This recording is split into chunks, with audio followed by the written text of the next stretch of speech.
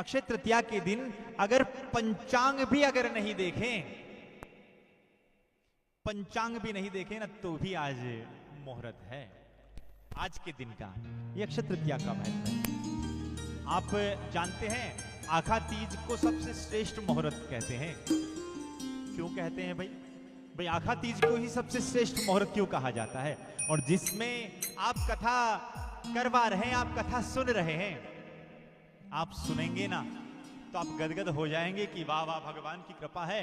किस आखा तीज का इतना महत्व कैसे, क्यों आखिर में आखा तीज को हम, अक्षय तृतीया को हम अबूझ मुहूर्त के रूप में मानते हैं? इसके एक नहीं अनेक कारण है। तो आप जो आखा तीज है, अक्षय तृतीया के दिन अगर देखा जाए ना, तो सज्जनों इस दिन सबसे पहले वास्तविकता में दान का बहुत महत्व है। देखिए इसका नाम क्या है? अक्षय। क्षय का मतलब होता है खत्म होना, और अक्षय माने जो कभी भी खत्म ना हो, वो अक्षय है, जो कभी भी खत्म नहीं हो सकता। आज के दिन दान का बहुत महत्व है। आज के दिन कुछ भी, भले थोड़ा सा भी अगर सोना अगर हम खरीदते हैं, उस सोना खरीदने का भी बहुत महत्व बताया गया है। आज के दिन अगर पवित्र नदियों में अगर स्नान किया जाए तो उसका फल भी अक्षय प्राप्त होता है। और अब यहाँ बैठे हैं और अगर कैसे हम पवित्र नदियों में स्नान करने के लिए जाएं, तो कहा जाता है सज्जनों कि अगर आप अपने बाथरूम के भीतर भी पवित्र नदियों का नाम उच्चारण करके स्नान करते हैं ना, तो वही फल आज के दिन आपको वही नदी में स्नान करने का प्राप्त हो जाता है सज्जनों।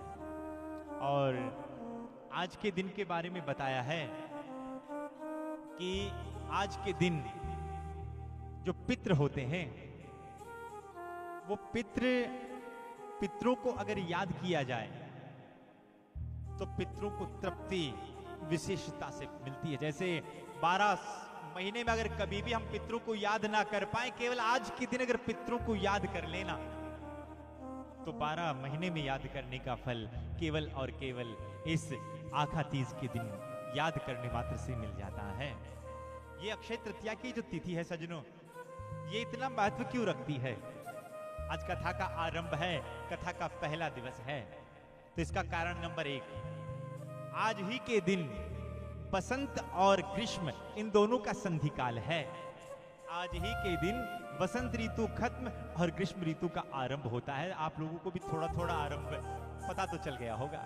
बसंत और ग्रीष्म ऋतु का आज संधि काल होने के कारण से आज की जो तिथि है वो अपने आप में एक महत्वपूर्ण स्थान रखती है। और दूसरा कहते हैं सज्जनों, आज ही के दिन भागीरथ ने आराधना करी, और भागीरथ ने आराधना करी और माँ गंगा आज ही के दिन धरती पर आई। स्वयं भगवान शंकर के माथे पर गंगा मैया आज स्थापित हुई और जटा शंकरी कहलाई है। बोलिए गंगा मैया की। और बताएं कि कृष्णा शासित सखा कश्चित ब्राह्मणो ब्रह्मवितम। भगवान कृष्ण के एक परम सखा है, क्या नाम है? सुदामा। और भगवान कृष्ण और सुदामा जी का जो द्वारिका में मिलन है ना, वो मिलन भी आज ही के दिन हुआ है। भाव से बोली ना एक बार, राधे राधे। और एक बात बताएं, अभी कुछ दिनों बाद में आषाढ़ मास की द्वितीया के दिन जगन्नाथ भगवान की यात्रा निकाली जाती है बड़े बड़े रथ के भीतर। और योग की बात है, आज कथा का आरंभ है और हम आपको बता दें, इसी 5 जून से 11 जून तक जगन्नाथ भगवान की गोद में बैठकर कथा गाने का हमें भी परम सौभाग्य प्राप्त हो रहा है। जगन्नाथ भगवान की जो यात्रा निकाली जाती है ना सज्जनों, आषाढ़ की द्वितीया के दिन, तो इतनी भीड़ जाती है वहां पर। और आपको एक बात बताएं, और साल में एक बार जो रथ है ना, जो उपयोग में लिया जाए, उसे दूसरी बार उपयोग में नहीं लिया जाता। साल में एक ही बार। हम लोग भी तो अपनी गाड़ियां बदलते रहते हैं, वो तो जगन्नाथ है, वो तो साल में एक बार, हर बार अपनी गाड़ी चेंज करते हैं। अपना रथ नया बनाते हैं। और आपको एक बात बताएं, जो जगन्नाथ जी की यात्रा के लिए जो रथ की तैयारी होती है ना, वो तैयारी भी आज से ही आरंभ होती है। इसीलिए आज के दिन का इतना महत्व है सज्जनों। और बताएं, भगवान परशुराम भगवान का जन्मोत्सव भी आज ही के दिन मनाया जाता है।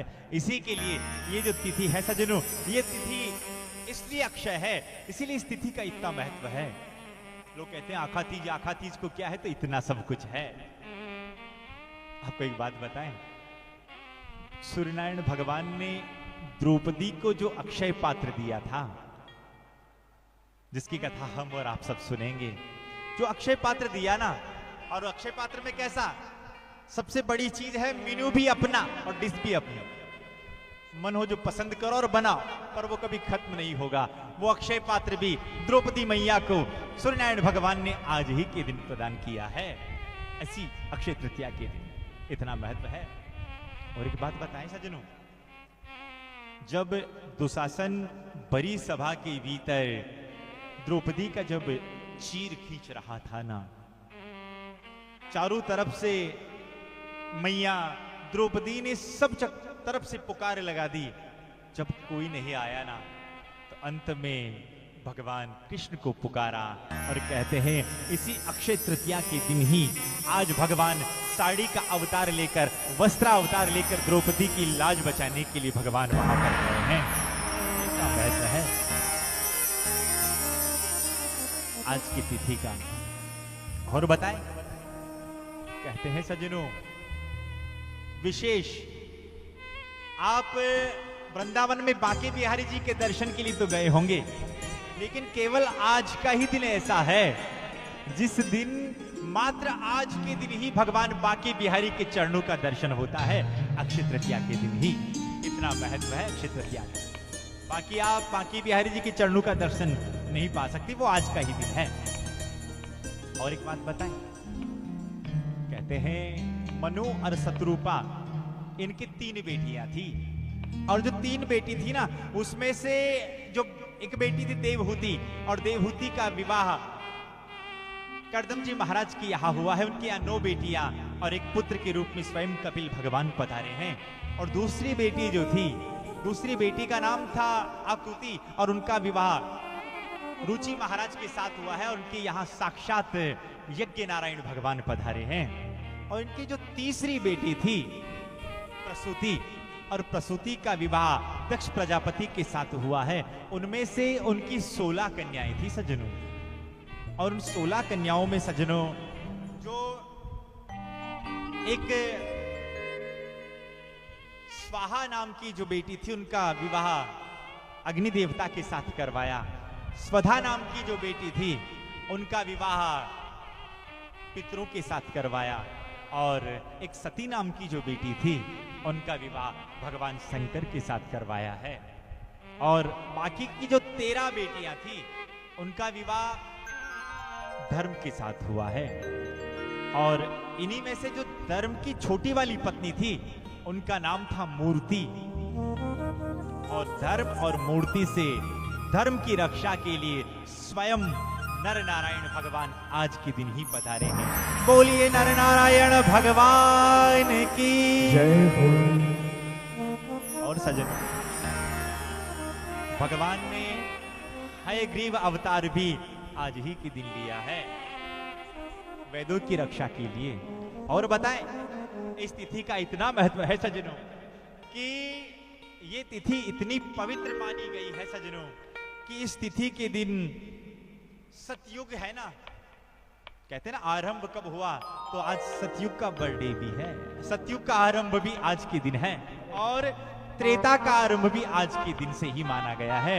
इतना महत्व होने के कारण से आज की जो तिथि है, वो तिथि वाकई में अक्षय तिथि है। आज के दिन आप जो कथा सुन रहे हो, और कथा सुनने का फल भी आपको निश्चित अक्षय रूप से प्राप्त होगा, पक्का। आइए ना, इसी के साथ ऐसी पवित्र